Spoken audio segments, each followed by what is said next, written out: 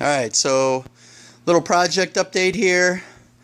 I've been working primarily in this space in the boat right now. Fuel tank was pulled from this area, and this is where it's going to go. There's the fuel tank. So you can see I laminated or glued some pieces of neoprene to the bottom of the tank. Those are going to line up with these blocks that I epoxied to the hull of the boat.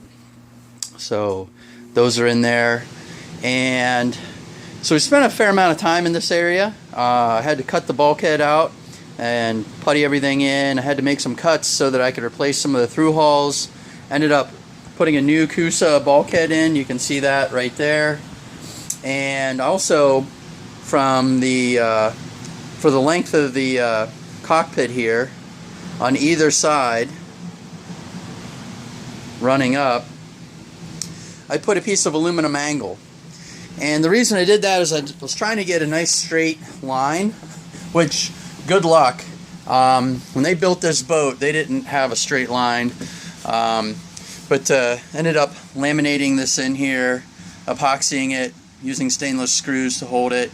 Kind of created some peanut butter and squished it in there. And then yesterday I took some of the 1708 mat, and to kind of show you what that looks like, you know, that's the side that was out, and it's got chopped strand mat on the other side. So I took and put epoxy on the walls, actually made some peanut butter and filled in some gaps.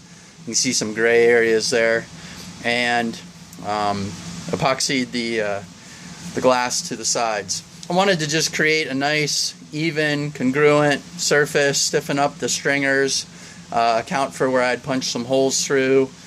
So I did that on both sides. And then that bulkhead across the front there. And my intention is to take and sand this out with 220 and put some prime coat on it, and then also some bilge coat. I know it's where the fuel tank sits, not really needing to be pretty, but you know, would like to just do it, make it look nice. Next time someone would be like, yeah, that looks great. And so this is going to be a compartment back here. I'm going to actually build a door so we can use it for storage, like bumpers, things of that nature, that you can just throw down in the hold.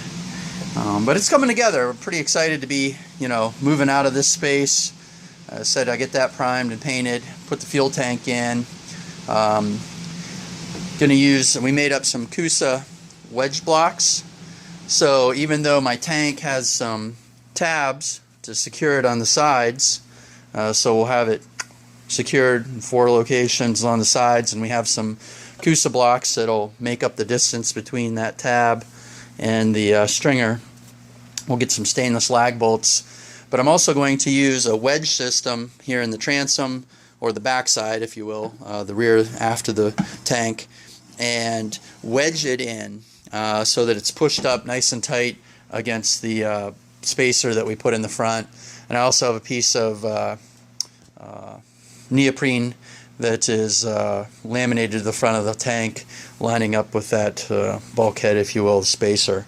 So making some progress. Spend a lot of time in an area no one's going to really care about, but I know I want it right. And the epoxy system I'm using, the West System 105, it's been working great. No smell.